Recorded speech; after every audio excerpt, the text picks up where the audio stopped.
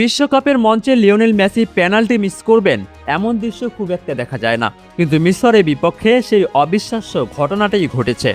আর মেসির এই পেনাল্টি মিসের পর ফুটবল দুনিয়ায় শুরু হয়েছে নতুন এক বিতর্ক। কারণ ঠিক শট নেওয়ার আগ মুহূর্তে গোলপোস্টের পেছনে ছিলেন রোনালদোর সবচেয়ে আলোচিত ভক্ত আইসো স্পিড। তাহলে কি সত্যি স্পিডের কাণ্ডে মনোযোগ হারিয়েছিলেন লিওনেল মেসি, নাকি এটি শুধুই সামাজিক যোগাযোগ মাধ্যমে আরেকটি ভাইরাল গল্প? ফুটবল বিশ্বে মেসি রোনালদো দৌরত্ব যতটা জনপ্রিয়, তাদের সমর্থকদের লড়াইও কম নয়।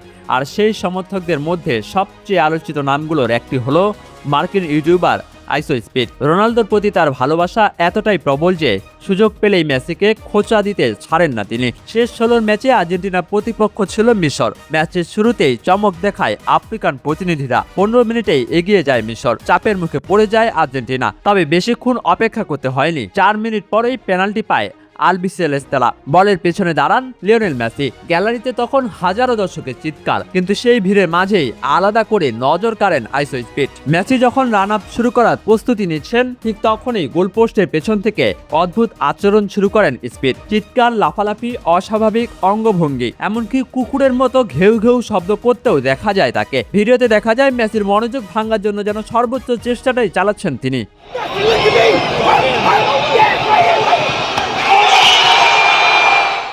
আর তারপরেই ঘটে অবিশ্বাস্য ঘটনা। মেসির শট ঠেকিয়ে দেন মিশরের গোলরক্ষক মোস্তফা শোবেল। মুহূর্তে স্তব্ধ হয়ে যায় আর্জেন্টাইন সমর্থকদের একাংশ। কিন্তু আসল নাটক শুরু হয় ম্যাচের পর। নিজের সামাজিক যোগাযোগ মাধ্যমে একটি ভিডিও প্রকাশ করেন আইসো স্পিড। সেখানে প্রথমে তাকে অবাক হওয়ার ভান করে তিনি বলেন, এটা কি সত্যিই কাজ করছে?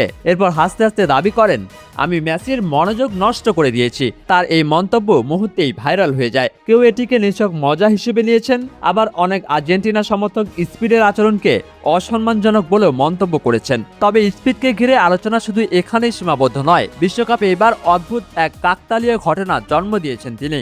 যে দলকে সমর্থন করেছেন সে দলেই বিদায় নিচ্ছে। গ্রুপ পর্বে কেপ ভার্দে, এরপর নকআউটে মিশর, দুই দলেই হেরেছে। কোয়ার্টার ফাইনালে ব্রাজিলের জার্সি পরে মাঠে গিয়েছিলেন স্পিড।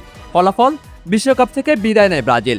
আর নিজের প্রিয় তারকা রোনালদোর পর্তুগালকে সমর্থন করেও সুখবর পাননি তিনি। পর্তুগালও ছিটকে গেছে টুর্নামেন্ট থেকে। ফলে সামাজিক যোগাযোগ মাধ্যমে এখন এক নতুন নাম পেয়েছেন স্পিড, বিশ্বকাপের অপয়া সমর্থক।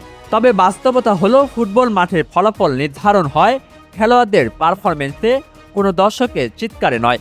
তবুও মেসির পেনাল্টি মিস, স্পিডের উদ্ভট আচরণ আর তার পরবর্তী মন্তব্য সব মিলিয়ে বিশ্বকাপে এক আলোচনার জন্ম দিয়েছে। মাহমুদ বিন মারুফ, স্পোর্টস ডেস্ক, ডেইলি সকালবেলা।